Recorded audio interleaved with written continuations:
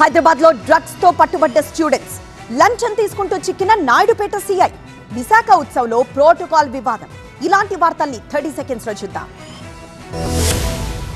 Visakha ఉత్సవ్లో protocol వివాదం కొద్దిసేపు tension పుట్టించింది. వేదికపైకి మంత్రులు రావడంతో విశాఖ మేయర్ పీలా శ్రీనివాస్ ను మరో సీట్లో కూర్చోమని సూచించారు కలెక్టర్ హరీందర్ ప్రసాద్. దాంతో అలిగి వేదికపై నుంచి వెళ్లేందుకు సిద్ధమయ్యారు. అది గమనించి బుజ్జగించే ప్రయత్నం చేశారు కలెక్టర్ హరిచందర్. అయినా కూడా కలెక్టర్ ను తోసేసి వెళ్లిపోయారు మేయర్ పీలా శ్రీనివాస్. అంతేకాదు కలెక్టర్ హరీందర్ ప్రసాద్ పై తీవ్ర ఆగ్రహం వ్యక్తం చేశారు. సర్ది చెప్పే ప్రయత్నం చేసినా తనను అవమానించారంటూ మండిపడ్డారు. అదే సమయంలో వేదికపైనే ఉండాలని మేయర్ శ్రీనివాస్ ను కోరారు మంత్రులు అనిత, దుర్గేష్. టీడీపీ రాష్ట్ర అధ్యక్షుడు పల్లా శ్రీనివాస్. అయినా కూడా అలిగి వెళ్లిపోయారు మేయర్ పీలా శ్రీనివాస్.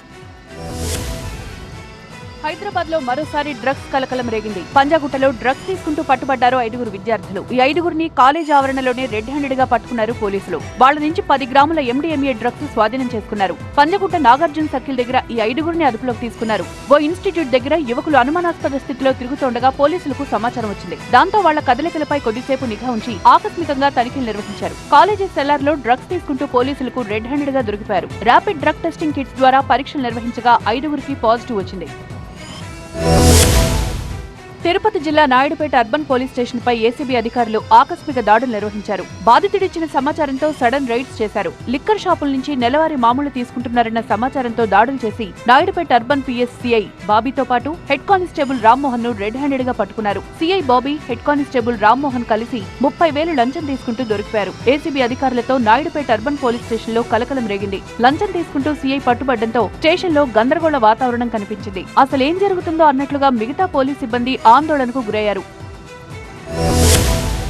మంచిర్యాల జిల్లా కవ్వాల్ అభయారణ్యంలో కలప స్మగ్లర్లు రెచ్చిపోతున్నారు. తాళ్లపేట రేంజ్, తపాల్పూర్ బీట్, సింగరాయిపేట పరిధిలో టేకు చెట్లను పెద్ద ఎత్తున కొట్టేస్తున్నారు స్మగ్లర్స్. కవ్వాల్ అభయారణ్యంలో చెట్లను నరికి కలపను అక్రమ రవాణా చేస్తున్నారు స్మగ్లర్లు. 3 నెలల క్రితం 300కు పైగా టేకు చెట్లను కొట్టేయగా ఇప్పుడు 100కు పైగా టేకు చెట్లను నరికేశారు. కలప స్మగ్లర్స్ ఇలా రెచ్చిపోతుంటే అటవీ శాఖ అధికారులు మాత్రం పట్టించుకోవడం లేదని ఆరోపణలొస్తున్నాయి. కవ్వాల్ అభయారణ్యం అంతటా గొడ్డలి వేటు విచ్చలవిడిగా సాగుతున్నా చూసి చూడనట్టు ఉంటున్నారనే మాట గట్టిగా వినిపిస్తోంది. కలప స్మగ్లర్స్ కు అడ్డుకట్ట వేయాలని కోరుతున్నారు.